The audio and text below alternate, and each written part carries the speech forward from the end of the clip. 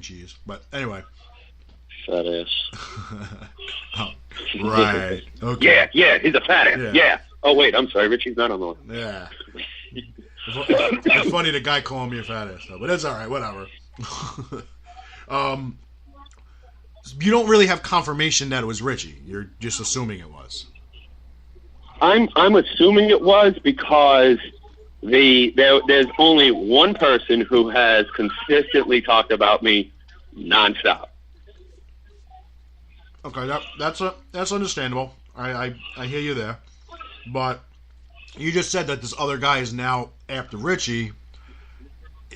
Again, you just because I told the guy said, "Do you know who would be saying this?" And I blamed Richie. Yeah, yeah, but you might have been blaming the wrong guy. So now this guy is, whatever he wants to do, fight with Richie, argue with Richie, kick his ass. I don't know, but there is no confirmation that it was Richie.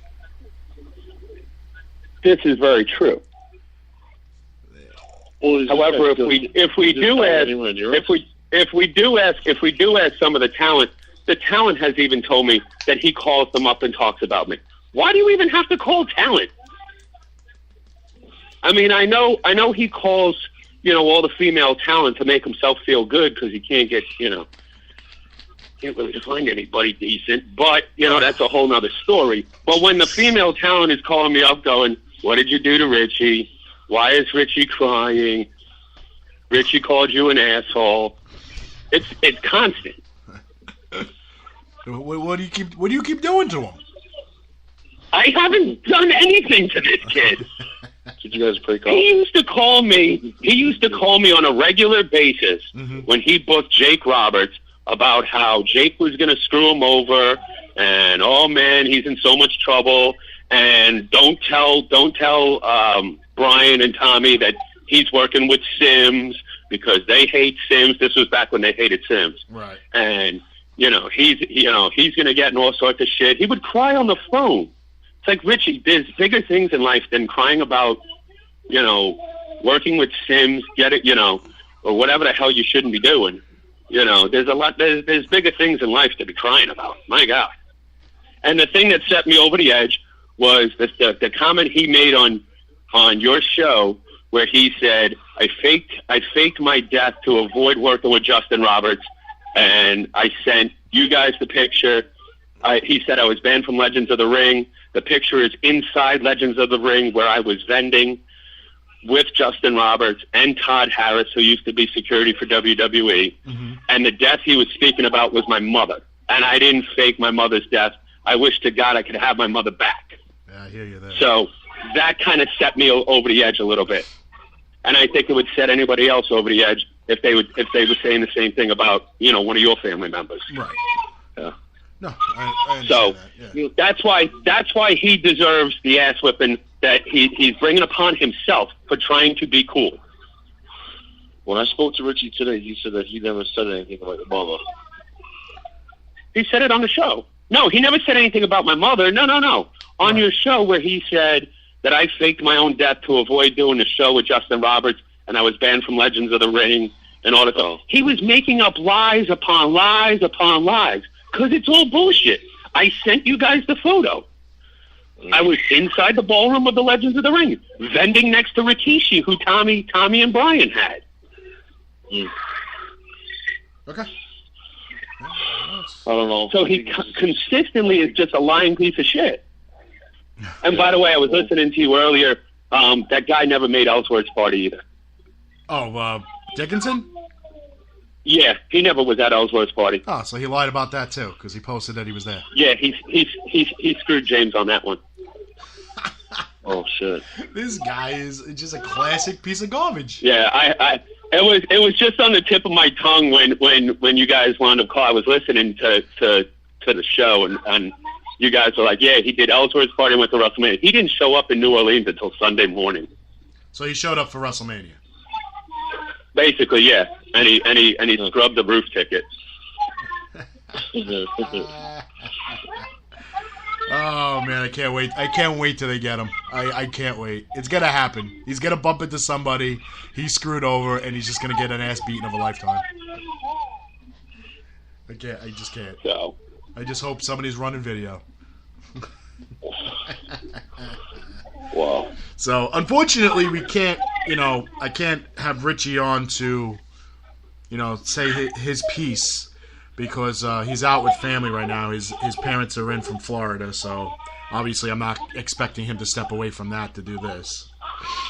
Well, there's nothing to say. The truth is the truth, and he knows what he's been doing. Mm-hmm. He knows that he's been talking to a bunch of the female talent. They tell me what he's saying, so he can't deny that he's not saying and doing the things that he's saying and doing. Mm-hmm.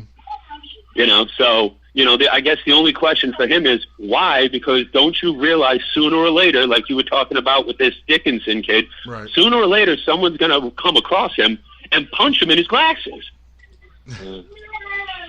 And they're going to indent his forehead. I mean, like I said, all I know is that Richie says that he's not talking about you. I don't know what goes on behind closed doors. And like I said, Well, it's amazing. It's amazing that Dave Hero, who's a promoter who does the Kevin Nash party, all that stuff. Right. Him and I have been friends for 20 years. Calls me up. What did you do to Richie? Why is Richie calling me crying? So obviously, that's another promoter. Sims calls me out of the blue last night. Out of the blue. Richie's crying again. What did you do to Richie? Why are you threatening Richie? And I told Eric what happened, and he goes, he's just an idiot.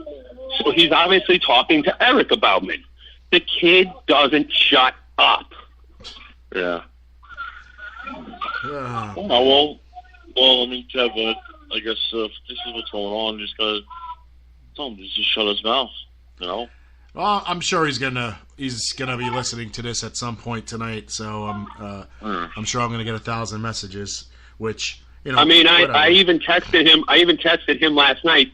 He's the one who chose to bring Dave into the group text message. I spoke to him, and the text message I sent him was very simple. Oh, wait a minute. That's how I could prove it was Richie that did it. The guy actually told me, the promoter, the steel cage guy, he said that when he said that I wasn't with him and everything like that, the guy from Wrestlecon said that he has screenshots from the person who said that I was with him. Screenshots of me threatening Richie or threatening the guy who said it because he couldn't keep my name out of his mouth. And that's the text I sent Richie last night and said, I think we have a misunderstanding because I'm hearing that you keep mentioning my name, and I'm sure it's a misunderstanding. And I'm sure you really wouldn't be that stupid.